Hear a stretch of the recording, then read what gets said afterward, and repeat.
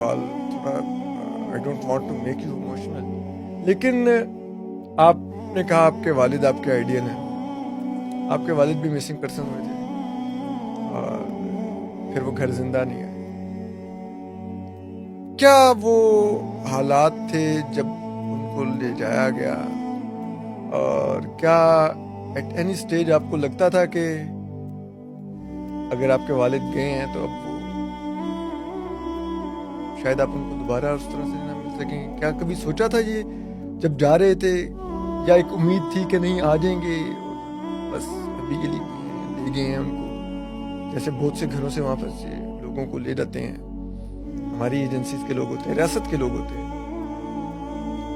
کیا مجھے اب بھی یاد ہے وہ دن جس دن میرے والد جبری طور پر گمشدہ ہوئے تھے. میں دروازے پر کھڑی تھی اور انہوں نے وائٹ کلر کا ڈریس پہنا ہوا تھا، میرا بھائی ان کے ساتھ تھا، اور وہ اتنا ٹرامیٹائزنگ سین تھا کہ ہم مطلب اب بھی کبھی کبھی فیل ہوتا ہے کہ شاید میں ان کو روک لی تھی تو وہ حادثہ ہوتا ہی نہیں. لیکن مجھے نہیں، اب بھی سمجھنے میں وقت لگا کہ وہ حادثہ تھا ہی نہیں، وہ ایک ریالٹی تھی جو ہر بلوچ کے گھر میں ہے. اس سے وہ جو ٹراما ہوتا ہے اس کو ایکسپلین کرنا اٹس ناٹ ایزی. مطلب ابھی ریسنٹلی میں کراچی میں تھی، all of my siblings they were texting me, مطلب بار بار مجھے کہہ رہے تھے کراچی میں نہیں رہنا ہے، کیونکہ جو چیز کراچی میں ہوئی وہ آج بھی سمجھتے ہیں کہ یہ شہر ہمارے لیے اچھا نہیں ہے.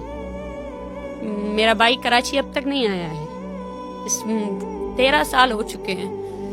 تو اگر میں کہوں کہ ایک ایسی جنگ زدہ ماحول میں ان کو ہم نے زندگی کے سب سے خوشی کا دن وہ تھا جب وہ رہا ہوئے تھے.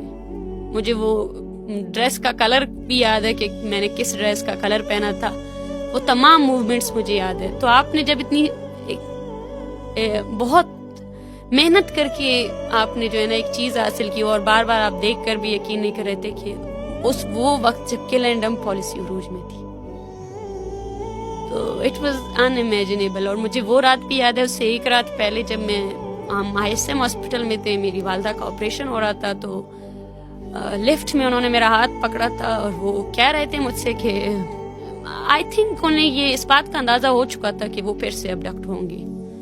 تو انہوں نے یہ کہا کہ ریاست کی ہٹ لسٹ پر ہیں. بالکل. تو انہوں نے یہ کہا کہ آپ اپنا بھی خیال رکھنا اور اپنے بہن بھائیوں کو پڑھانا اور سیاست کرنا، سیاست ضروری چیز ہے.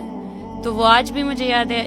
مجھے وہ 2 سال تک جب وہ اغوا تھے تو ایک بے چینی سی تھی، ایک اضطراب تھا. اور آج بھی جب بھی میں انفورسڈ ڈس ایپیرنس کی فیملیز کے ساتھ ملتی ہوں، میں ان سے یہی کہتی ہوں کہ ہماری تمام باتیں، ہماری تمام امیدیں جو ہم آپ کو دیتے ہیں، تمام تسلیاں، وہ کھوکھلی ہیں.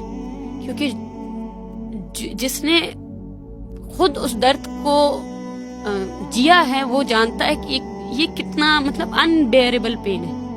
انبیئریبل پین ہے کیونکہ آپ جب انسان کی بات کرتے ہیں تو وہ پریکٹیکلی پہ یقین کرتا ہے، کہتا ہے کہ میں کچھ بھی کر کے واپس لے کر آ جاؤں. تو وہ بے بسی ہے جو منٹ منٹ آپ کو کھوکھلا کر دیتی ہے.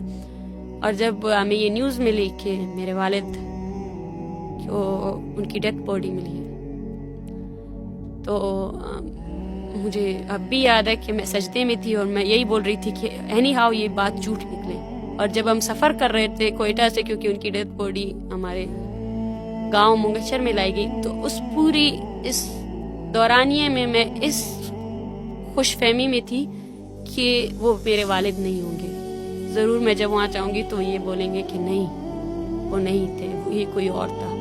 اور جب ان کی ڈیتھ باڈی لائی گئی اور جب میرا بھائی اس ڈیتھ باڈی کو دیکھتے ساتھ ہی بے ہوش ہو گیا، تو مجھے اب بھی حسرت ہے کہ میں نے اس کو غور سے دیکھا ہی نہیں.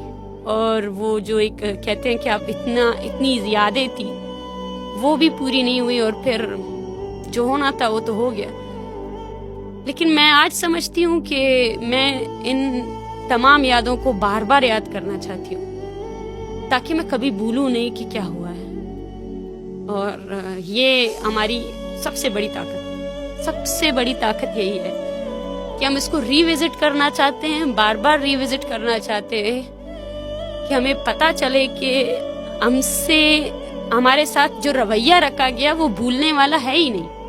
Can not be forgettable. اس کو آپ ٹھیک ہے، آپ جھوٹ بول دے بیان بازی کر لے لیکن وہ کوئی نہیں بھولے گا.